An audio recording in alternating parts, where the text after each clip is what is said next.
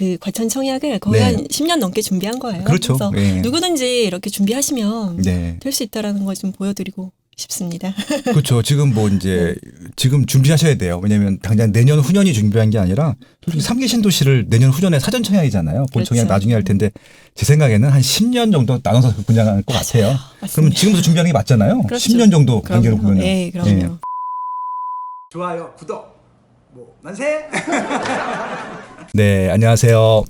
빠시용이 만난 사람들. 네, 오늘은 정말 2020년에 아마 빠시용이 상담사에 나오신 게스트분 중에서 어떻게 보면 가장 기억에 남는 사람 아니면 또 가장 좀 어떻게 보면은 정말 흐뭇하고 제가 보면서 행복함을 느꼈던 게스트라고 하면 딱 이분이 딱 떠오르더라고요. 그래서 이 저희 방송을 나간 다음에 책도 출간하셨고 그리고 또 하신 일이 더 잘 되셨다고 그 얘기를 듣는데 제가 더 좋은 거예요. 저 때문에 그렇게 된 건 아니겠지만 아무튼 올 한 해 부동산 시장이 굉장히 어려웠고 코로나 때문에 여러 가지 생활이 어려우셨을 텐데 그 방송만큼은 들으신 분들이 굉장히 좋은 피드백들을 많이 주셨어요. 꿈과 희망이 됐다. 뭐 그다음에 좀 힘들었었는데 힐링이 됐다. 그리고 이제 어떻게 해야 될지 알게 되는 좋은 방송이었다. 그런 피드백을 진짜 노골적으로 많이 받고 칭찬을 많이 들어서 저도 이제 너무 좋았고 그래서 또 공개 방송 때 한번 모셔서 특강도 한번 했었고요. 그 특강도 정말 반응이 좋았었고요. 그래서 2020년을 마무리하는 12월 달을 들어서 지금 이제 올해 나오셨던 분들 중에 혹은 작년에 나오셨던 분 중에 좀 의미가 있었고 이제 한 번 더 좀 뵙게 해드리고 싶은 분들을 좀 모시고 있는데 단언컨대 2020년도에서는 아마 챔피언 버스클럽의 챔피언이라고 생각합니다. 헐헐 박성희 대표님을 모셨습니다. 안녕하세요. 안녕하세요. 걸걸입니다. 잘 지내셨어요? 네, 덕분에 너무 잘 지냈어요. 네. 아유, 베스트셀러 저자. 네. 빠시오님께서 방송 나오고 네. 이제 출판사에서 연락 올 거야라고 말씀하셨는데 네. 정말 연락 왔습니다. 그래서 깜짝 놀랐고 또 빠시오님과의 만남이 또 나비 효과가 돼서 네. 좋은 일들이 너무나 많이 일어났습니다. 어떤 좋은 일들이 많이 생기셨어요? 일단은 뭐 책 출간이 됐고요. 예. 또 책도 잘 팔리고 있죠. 잘 팔리고 예, 있습니다. 일단은 요즘 책 나와서 네. 1세 넘기는 게 거의 없는데 뭐 1세는 몇 세 네. 찍으셨을 거예요 벌써. 네. 감사하게도 네. 마시오님의 힘을 빌려서 또 네. 좀 많이 찍었고요. 네. 또 여러 가지 개인적으로도 좋은 일이 많았어요. 뭐 여쭤보세요? 어떤 좋은 일 구체적으로. 예. 그러니까 뭐 가장 기뻤던 거는 또 저희 부모님이 아파트 당첨되신 거. 어디? 과천 지식정보타운 이야. 당첨되셨어요. 야, 네. 그건 진짜 만세네. 그래서 최근에 와, 계약하고 왔어요. 모델하우스 가서. 네. 와. 사실 엄마가 제가 비닐하우스로 차를 가지고 모시러 갔죠. 모시고 네. 이제 어머니 이제 모시고 이제 모델하우스 갔는데 이제 모델하우스라는 데를 생전 처음 가보시는 거예요. 네, 그래가지고 너무 막 싱크대 열어보시고 막 냉장고는 이거 주는 거냐고 그러시고 그러는데 여기서 내가 살 수 있냐고 하시는데 막. 그럼 살 수 있지. 내가 살게 해드릴게. 이렇게 말씀 드렸어요. 헐헐님의 부모님과의 얘기는요. 이전 방송 4개월 전에 방송을 좀 들어보시면 나오니까 꼭 찾아보시기 바라고요. 굉장히 어렵게 사셨던 어머니시고 또 아무튼 딸을 훌륭하게 키워내셔서 이렇게 좀 노년이시지만 새 집에 그것도 과천에 예 그리고 평생 어떻게 보면 이렇게 자산이 될 수 있고 이미 뭐 로또가 당첨된 자산이잖아요. 네. 예, 그러네요. 아무튼 부럽다. 근데 이렇게 제가 이 청약을 그 과천 청약을 거의 네. 한 10년 넘게 준비한 거예요. 그렇죠. 그래서 예. 누구든지 이렇게 준비하시면 네. 될 수 있다라는 걸 좀 보여드리고 싶습니다.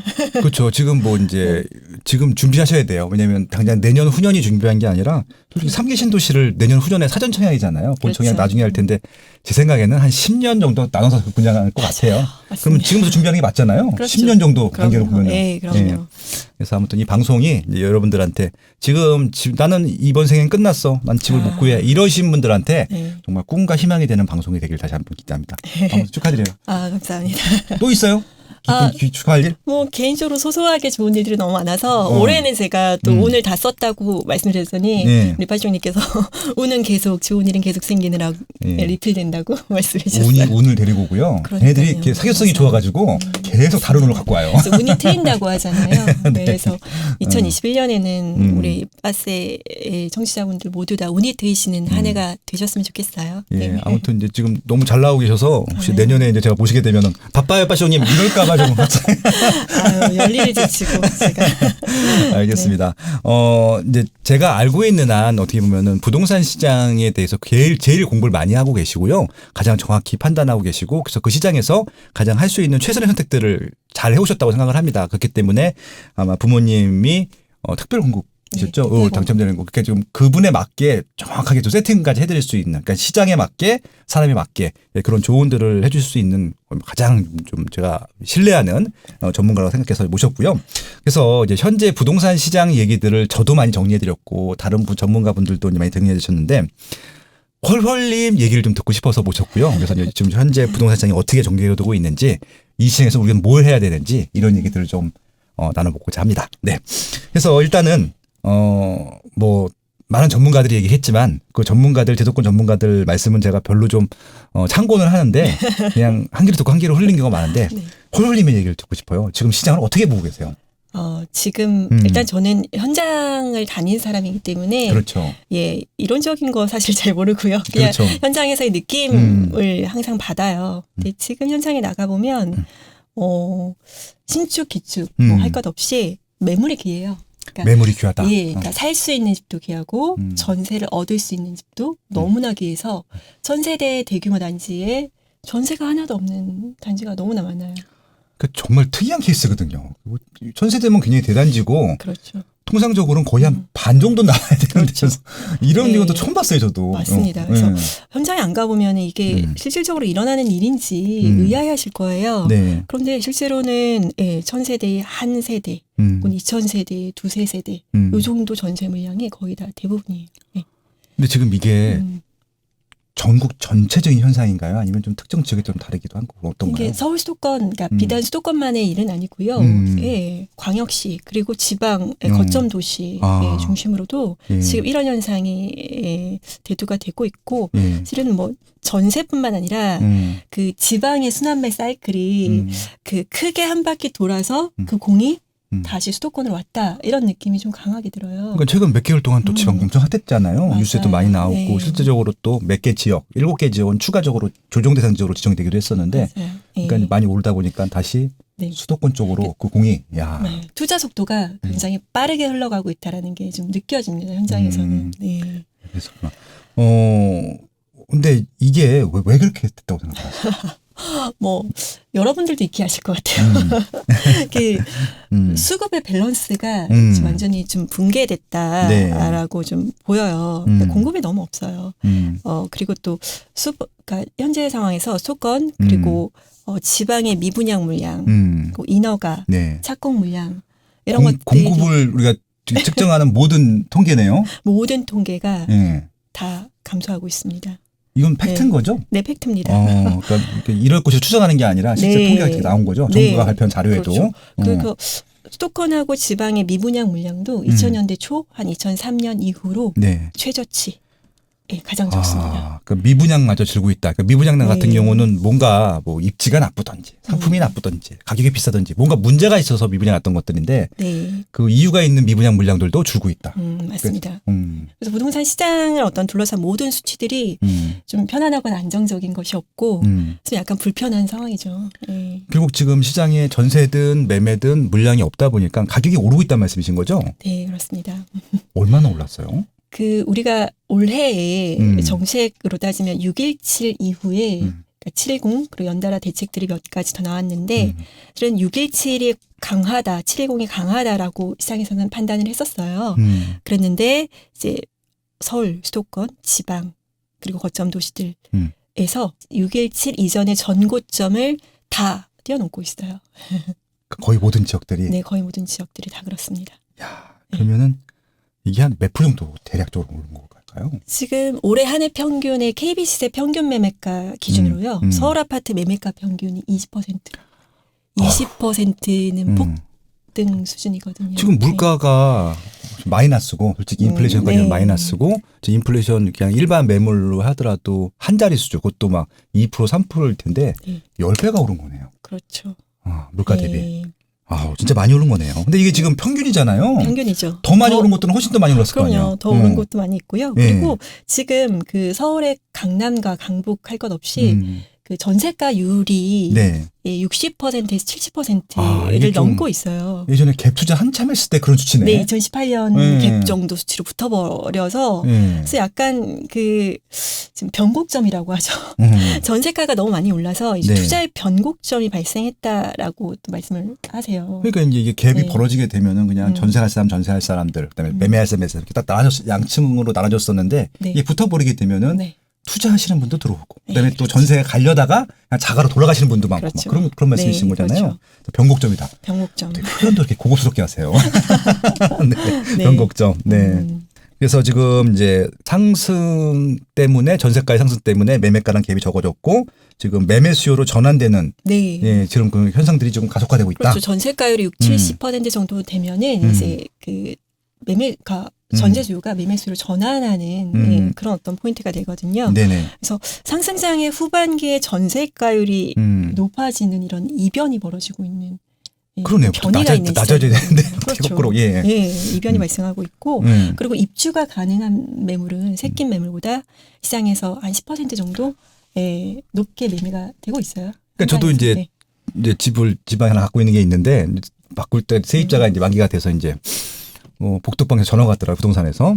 네, 그래서 이제 세입자가 나간대요, 안 나간대요. 그래서 저도 몰라요, 물어보세요. 내가 얘기하는데 근데 왜 시세가 달라요? 그랬더니 네. 당연히 뭐 그냥 이게 조금 차이 나는 게 아니라 달라요. 10%가 아니라 훨씬 더 많이 차이 난다고. 그러니까요. 평균가가 10%니까. 그러니까 이게 이제 실제적으로 전세 가격이 이전 전세가보다 많이 오른 지역들은 훨씬 더 많이 차이 나는 거고 그렇죠. 살짝 오른 지역들은 10% 정도 차이 난다. 그런 얘기인 거더라고요. 그 뭐 지방에서는 올 한 해 연초 대비해서 한 2배 이상 상승한 지역도 나오고 있고요. 그럼 이게 상승률이 아까 뭐 20% 말씀하셨는데 100%라는 얘기잖아요. 네, 지방에 100%씩 나온 뭐 세종도 그렇고요. 세종은 진짜 네, 올해 한 해 창원도 그렇고 전화하면은 네. 올랐어요. 네. 계속 제가 52주째 확인했어요. 그렇죠. 한 주도 안 쉬고 그러더라고요. 그러니까요. 그래서 그렇게 나오고 있고 그러다 보니까 처음에는 지방의 신축 그리고 어떤 뭐 분양권 위주로 그렇죠. 새 접근하는 아파트. 투자자들이 예. 그 지방 수도권에서 다주택자 취득세 중과 안 되는 공시가 1억 이하가 이게 또 투자로 올해 또 들어가고 있는 거예요. 엄청 핫하죠. 예. 거의 뭐 저층 주공들은 전국을 다 쓰리한 것 같아. 그렇죠. 수도권도 닥스리. 그렇고 예. 전국도 그렇고 5층 주공. 그러니까 예. 나무가 그 아파트 키보다 큰 높은 거. 예. 이런 것들은 네. 예, 투자자들이 다 쓸어가고 혹시 있습니다. 이제 그 어떤 느낌인지 모르시면요. 그 반포도 가면 잠실주공 5단지 가시면요. 나무가 잠실주공 5단지보다 높아요. 그거 말씀하시는 겁니다. 반포주공. 예. 그래서 아무튼 네. 지방 같은 경우는 이런 주공 아파트들이 뭐 혹은 이제 그 지역 어떻게 보면 공공 아파트들이 공시 가격으로는 뭐 그냥 시세로는 1억이 살짝 넘어갈 수 있지만 공시 가격은 1억이 안 되기 때문에 이런 것들로 사는 경우가 많다라고 하는 것들이죠. 근데 이거는 좀 조심하셔야 될 것 같아요. 일단은 그 뭐라 그럴까요? 이게 규제 지역이라 하더라도 규제가 없나요? 네, 그렇죠. 취득세 중과가 없어요. 이거는 네. 규제 지역 내라 하더라도 네, 공시가 1억 주택 같은 경우는 취득세 중과가 아니고 없기 때문에 네. 그래서 이제 투자로 접근을 하시는 거죠. 근데 만약에 이제 재건축이 되면은 네. 대박이 되는데 재건축이 안 되거나 뭐 그러면은 어떻게 보통 되나요? 이렇게 공시가 1억 이하의 저층 아파트는 네. 구역 지정도 안 된 경우가 거의 대부분이에요. 그래서 이게 예를 들어서 뭐 투자자가 더 몰려서 공시가 1억이 넘어가 버리면 이걸 받아줄 사람이 없는 거죠. 그러니까 그것도 네. 좀 아이러니하죠. 내가 네. 샀을 때는 공시가 1억이 안 됐는데 안 됐는데. 내가 산 다음에 추가 후기 네. 투자자들이 들어오거나 실수자들이 들어와서 하다 보면 올라갔는데 넘어갔어. 네. 그다음부터는 이게 투자 상품으로서 메리트가 없는 거네요. 그렇죠. 말씀하셨네요, 진짜. 그렇죠. 아. 그래서 이제 선선 진입 뭐 이런 어떤 아이템을 찾아서 선선 진입하시는 분들이 계신데 보통의 네. 일반적인 우리 직장인분들이 이렇게 선선 진입하기 되게 굉장히 어렵거든요. 네네. 예, 그래서 어떤 투자를 할 때 기준을 가지고 좀 투자를 하셨으면 좋겠어요. 그러니까 이게 남들이 따라 한다고 또 최근에 또 이것들을 많이 산다고 이것들에 대해서 결국은 우리가 매도를 해야지 엑시스를 해야지 수익이 나는 텐데 그것들을 계산 안 하고 그냥 매수만 한다 위험하다. 중요한 포인트 말씀이신 것 같아요. 그렇죠. 근데 지금 이제 지방은 이제 서울은 이런 집이 거의 없잖아요. 빌라, 네. 자설한 빌라 그렇죠. 빼고는. 서울은 거의 없고요. 서울은 어때요 요즘? 서울이요. 음. 서울은 뭐 음. 올해 상승률만으로 본다면 음. 그 9억 이내의 중저가 뭐 노동환 금간구로 대표되는 네. 그 9억 이내의 중저가의 음. 주택 상승률이 좀 더 높았어요. 상승률로 따지면. 네네. 근데 현재는 그 강남하고 서초 소위 말하는 좀 예. 탑투죠, 탑투. 네, 예. 재건축 아파트를 중심으로 그 조합 설립 신청을 대기 중이잖아요. 대표적으로 이제 압구정 현대 아파트. 압구정라든지 예, 반포라든지. 예. 그래서 이렇게 조합 설립 신청 대기 중인 핵심 단지들의 시세 상승이 지금 예. 눈에 띄고 있어요. 뭐 강남, 뭐 서초는 그냥 이 단가가 올라가는 게 뭐 몇백 몇천이 아니잖아요. 그렇죠. 예. 억 단위로 뛰고 있으니까. 그리고 마용성이라든지 이런 서울의 기본기가 탄탄한 그쵸. 그런 예. 기축 단지들은 무주택자 갭투자가 좀 증가했어요. 그 무주택 갭자라는 게 뭡니까?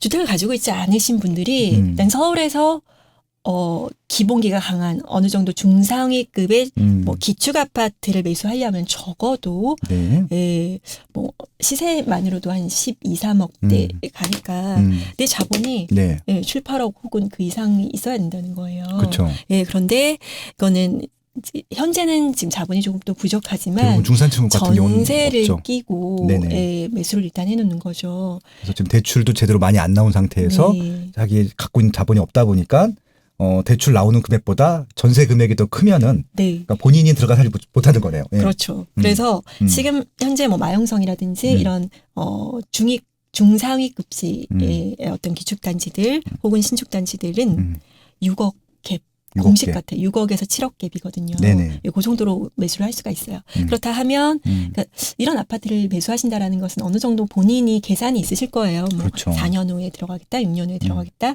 이런 계산이 있으실 텐데, 그래서 무주택 갭 투자라는 것은 이제 본인이 어떤 좋은 아파트 단지 지금은 들어가기 어렵지만 적은 금액 실거주하는 것, 실입주하는 것보다는 적은 금액으로 잡아놓을 수 있는 그런 주택들을 이제 매수하고 계신 거죠. 근데 지금 이제 요것들이 정부에서는 요거를 진짜 투기로 보고 있고요. 무주택인데도. 근데 제가 봤을 땐 저는 이제 제 강의나 이런 세미나 할 때 말씀드린 거 이건 실수요거든요, 솔직히. 그렇죠. 그러니까 실거주를 할 것을 전제로 사는 거잖아요. 그렇죠. 지금 두 채 산 것도 아니고. 그러니까 이건 실수요로 봐야 되는데 거주하지 않으면 이제 투기 수요로 보니까 좀 이제 그게 좀 시각 차이가 있죠. 그래서 이제 지금 이제 이낙연 교수님이 네네. 집은 딴 데 사주시고 아까 경희궁에 아침을 사주셨나요? 네, 그리고 네. 이제 그 경장가 거기 사시잖아요. 저도 네네, 전세로. 그렇습니다. 그거랑 똑같은 경우인데 그분은 투기한 게 아니죠. 그건 똑같은 케이스라고 보면 되는 거죠. 예. 그러니까요. 그러니까 어쩔 수 없어서 우회의 그쵸, 방법을 그쵸. 쓴 거거든요. 네네. 그리고 또 서울에서 여전히 인기 있는 것은 신축과 신축이 될 것들. 그렇죠. 이것들에 네. 대한 또 규제가 제일 또 세기도 하죠. 지금 그렇죠. 규제가. 신축은 실질적으로 입주까지 하려고 한다면 사실 15억 이상 구간이라면 뭐 대출이 하나도 안 나오고 그래서 이제 몸테크를 하면서 일정 부분 진행이 된 관리처분 인가라든지 아니면 이주 철거 진행되고 있는 재개발 구역 그렇죠. 인기가 굉장히 대단하죠. 네. 근데 지금 이제 신축하고 신축이 될 것들은 인기가 많은 거는 뭐 다 알겠어요. 네. 문제는 내가 돈이 없는 거죠. 그렇죠. 근데 지금 이제 대부분 돈이 없는 분들이 많으시잖아요. 네. 그분들은 지금 어떤 선택을 하고 계세요? 돈이 없으신 분들은 네. 일단은 뭐 선택을 하세요. 네. 그러니까 몸테크를 할 것인가. 그래서 예를 들어서 서울이나 수도권에 내가 내 예산 안에서 가능한 재개발 구역을 잡아놓고 본인은 월세 거주하시다든지 좀 저렴한 아까 말씀드린 것처럼 그 전세 무주택자분들이 전세를 끼고 주택을 일단 매수해 놓으신다든지 네네. 이런 식으로 앞으로 어떤 집값의 방향을 좀 읽으신 거죠. 네. 그래서 새 것이 되거나 아니면 새 것이거나 아니면 그것도 아니면 기축단지를 전세를 끼고 사놓는 이런 여러 가지 방법들을 이제 애를 써서 고안을 하고 계신 거죠. 진짜 네. 공부 열심히 하시는 것 같고요. 예. 네. 그리고 이제 또 궁금한 게 서울도 이제 다 오르는 게 아니었잖아요. 그렇죠. 이게 좀 인기 있는 오를 지역들은 것만 오르고. 오른다. 근데 최근 보니까 이게 제가 봤을 때는 조금 사람들이 관심이 없었던 지역들도 오르고 있는 것 같아서 그런 상품들 맞나요 지금? 맞습니다. 대표적으로 뭐 우리 김포 있었잖아요. 김포 제가 정확히 5월에 약간 코로나 사람들이 익숙해지는 그런 단계가 5월이었거든요. 네네. 5월에 제가 김포 임장을 갔는데 그 고촌 캐스렌 파밀리에 지금 입주하는 거. 예, 입주하고 있는 거 예. 1단지 예. 그 프리미엄이 5천 보통이 5천이었어요. 아, 그때 5천이었어요? 5월 달에 5천이었어요. 그래서 예, 총 매가로 따지면 한 일반적인 6, 7층 중층을 총 매가 5억에 살 수 있었어요. 그러니까 그 4억대 분양했었잖아요. 그렇죠. 그래서 초기 투입 금액이 프리미엄 5천과 이래저래 발코니 확장비랑 뭐 계약금 10% 해서 1억으로 매수할 수 있었어요. 네. 총 매가 5억. 음. 그리고 뭐 향산 에스테이트라든지 뭐 메자 같은 경우 메트로자이 같은 네. 경우는 조금 한 5, 6천 더 비쌌었어요. 네. 근데 오히려. 예, 지금은 입주할 때 입주하고 있잖아요. 7억 후반대 8억까지 호가가 나오고 있습니다. 예. 야, 그래서 규제 분양가만 지역으로 골랐네. 예, 규제 지역으로 제가 5월에 이제 임장 갔을 때 프리미엄 5천이었고 총매가 5억이었고 부동산 사장님들이 이제 전세가가 그러니까 김포 입주가 올해 너무 많이 몰렸잖아요. 오늘 사상 최대예요. 김포 역사상 사상 최대 입주 물량이에요. 그렇죠. 그래서 사람들이 굉장히 겁을 냈고 그리고 무엇보다도 기축단지 2년차 단지들이 한 3천 세대 이상 또 전세가 갱신을 그렇죠. 하는 갱신할 때가 됐죠. 그런 데였으니까 다 몰렸기 때문에 사장님들이 여기 전세가 2억에서 한 2억 초반 형성될 거다라고 말씀하셨어요. 네. 신축 아파트.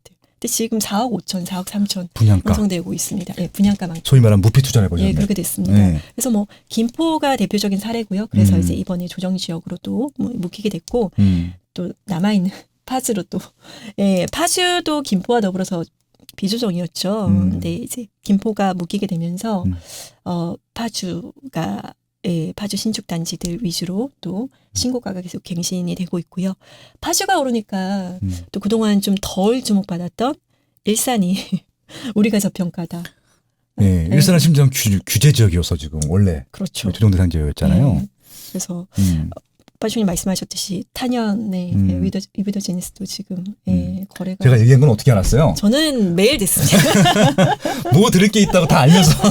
저 이렇게 음성을 들으면서 좀 힐링을 받고 있는데 그래서 뭐 주목받지 못했던 어떤 수도권의 외곽 지역이라고 우리가 판단했던 그런 것들도 지금 다 오르고 있죠. 그리고 또 뭐 분당이나 안양, 평촌은 워낙에 기본기가 탄탄한 지역인데 그래서 어떻게 보면 지금 1기 신도시 중심으로 보통은 지금 1기 신도시를 둘러싸고 있는 외곽 지역의 재개발이라든지 이런 네. 것들로 그러니까 신축으로 삼투압 현상이 일어났었거든요. 네. 예, 1기 신도시를 둘러싸고 있는 외곽의 재개발 구역 정비 사업으로 투자자들을 몰렸었고 실수요자들도 몰렸었는데 이제 다시 한번 이제 구축 1기 신도시의 탄탄한 인프라 그리고 저평가됐다라는 인식 그리고 학군 이런 것 때문에 평촌이라든지 그리고 1기 신도시 일산이라든지 분당은 뭐 워낙에 슈퍼스타고요. 네. 예. 그래서 분당이 판교가 오르면서 오히려 분당이 너무나 싸 보이고 구성남이 또 너무나 오르니까 네. 예, 분당이 싸 보이는 거잖아요. 예. 그래서 분당이 지금